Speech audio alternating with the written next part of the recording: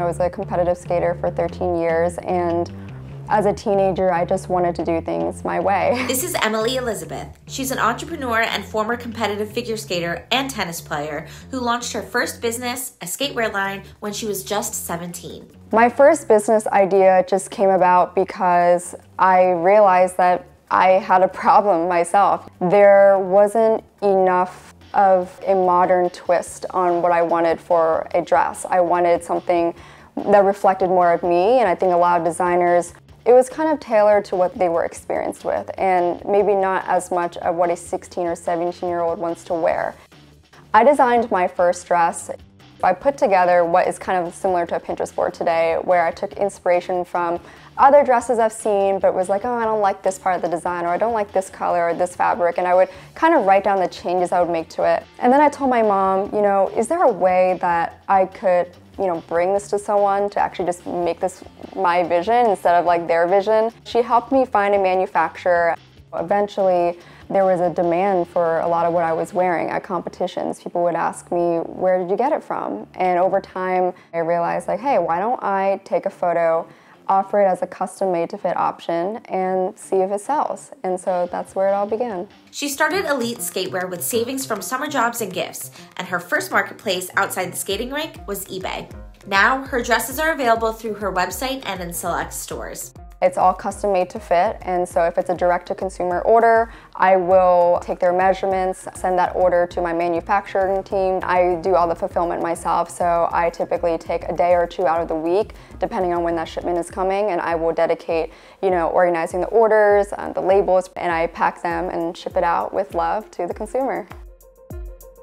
It's definitely been a business that has also actually enabled me to start my other businesses because, I've always learned from a young age, save for a rainy day. I never took much out of that business to pay myself, especially because I was in college at the time when I was growing it. So I used it as savings for the future, and also as a way to, spend more money on maybe new designs. So that would be taking an inventory, or like the website expenses, or maybe expanding on the social media marketing, things like that. Emily Elizabeth grew up in a small town and had big city dreams from a young age. My parents immigrated from Vietnam, and they settled in a very small town in Pennsylvania, and I grew up there for 18 years, a town of 8,000 people. I've always been a big city person. I've always dreamed of living in New York.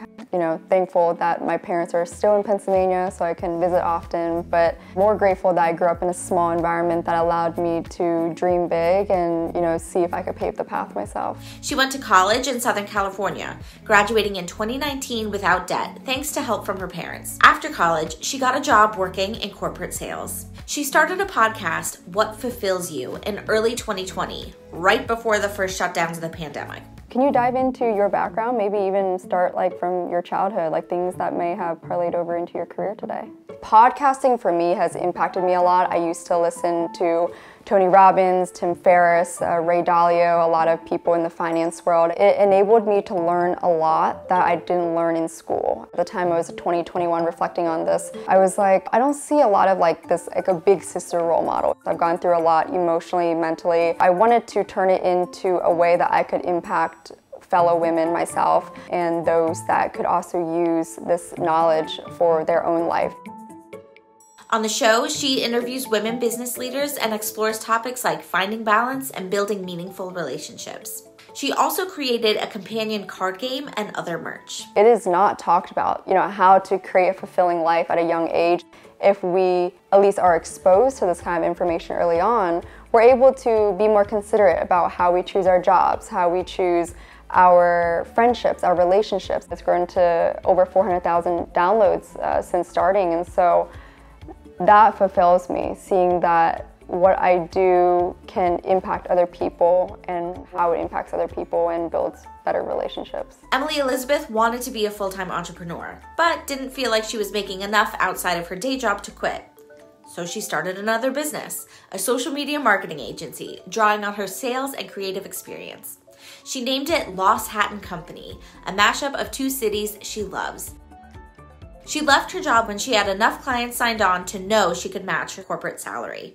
I made my website and the Instagram, everything for Lost Hat & Company in less than 12 hours. I stayed up like all night until 3 a.m. making the website, the logo, everything. I set a 3-week deadline. I told my closest friends I was leaving, which I always advise people, you know, if you gotta put pressure on yourself somehow, you tell people the goal so that it seems embarrassing if you don't hit it. I was prospecting myself, you know, I had that experience in sales, so I was emailing people, I was signing up on Upwork and other platforms that, you know, gives access to freelancers. And so from there I was like, all right, turning this thing into a business, we're on the road. And I put my 2 weeks in and haven't looked back since. Not long after, Emily Elizabeth moved across the country from Los Angeles to New York City. I have been dreaming of living in New York City for many years. There's a certain discipline here that you don't find anywhere else in other cities that really pushes you to see beyond your reality of like what can happen and how you can make your dreams come true. So for me, it's been a big motivator into what I can make possible.